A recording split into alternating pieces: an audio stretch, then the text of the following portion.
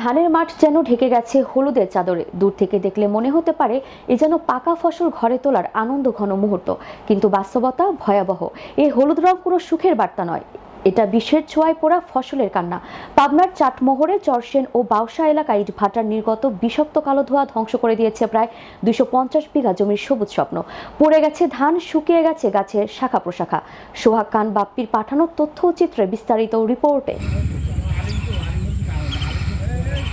ইটভাটার নির্গত বিষাক্ত কালো ধোঁয়া ও ভাটার আগুনের অতিরিক্ত তাপে শুকিয়ে যাচ্ছে গাছের পাতা। ফসল ও বনজ গাছ মরে গেছে, আর যেগুলো টিকে আছে তাতে বিষের দাগ, যা খাওয়া তো দূরের কথা, ছুঁতেও ভয় হয়। সবুজ গ্রাম এখন যেন এক বিষাক্ত মরুভূমি। কৃষকের এমন ক্ষতিতে ক্ষোভে বিক্ষোভে ফেটে পড়ছে এলাকাবাসী। তাদের একটাই দাবি, এই ধ্বংসযজ্ঞ আর চলবে না। আমাদের এখানে মোট 250 বিঘা জমি আছে। মূলত আমাদের এই এলাকাটা হলো কৃষিভিত্তিক এলাকা। এইখানে বোরো ধানের চাষ হয়। এই ইট ভাটার কারণে এইখানকার ধানগুলা সব পুড়ে গেছে। এখন এটার আমরা পদক্ষেপ চাই। আমাকে বললো সবাইকে নিয়ে আমি ইউনো মহোদয়ের কাছে গেছিলাম চাটমোহর।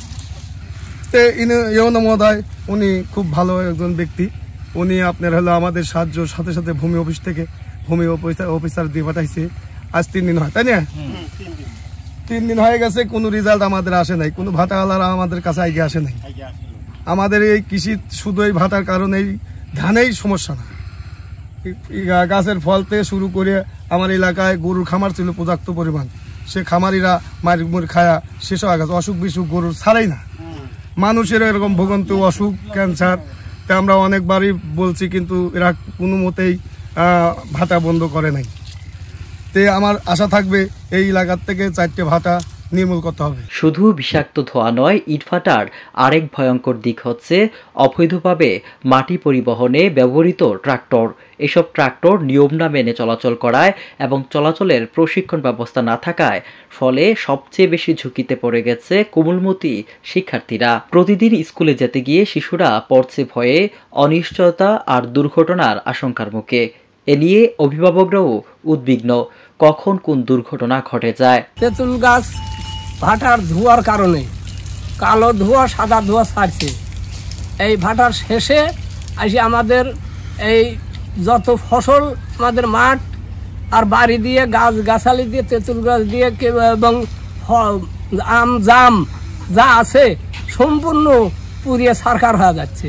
গরু বাছুরির ফল ফসি ইত্যাদি জিনিস বাড়ির মানুষজন, শিশু বাচ্চা সবারই অসুখ বিসুখ এই ভাটার ধোয়ার কারণে গরু বাছুরির। আমরা এই ভাটা অতিরিক্ত তাড়াতাড়ি বন্ধ চাই। কোনো একটা ফল খাওয়ার পারি না, এমনকি শান্তিতে ঘরে শুয়েও থাকতে পারি না ভাই।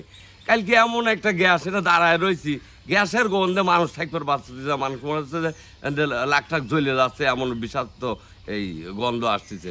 এইসব কিছু মিলিয়ে একটাই প্রশ্ন বারবার উঠে আসছে, কি লাভ হলো এই উন্নয়ন আর ভাটার ব্যবসা দিয়ে, যদি এর চাপে হারিয়ে যায় একটা প্রজন্মের নিরাপদ ভবিষ্যৎ। ভাটার গ্যাসের জন্য, কালো ধোঁয়ার জন্য ধান নষ্ট হয়ে গেছে এবং আমাদের স্কুলে যেতে অসুবিধা হয়। অনেক সময় লাখ মুখ ধরে যেতে হয়। ভাটার ধোঁয়ার কারণে স্কুলে যেতে সমস্যা হয়, অনেক সময় পড়ার সময় অনেকে অসুস্থ হয়ে পড়ে। এ বিষয়ে উপজেলা নির্বাহী কর্মকর্তার আশ্বাস, তদন্তের পর নেওয়া হবে আইনি ব্যবস্থা।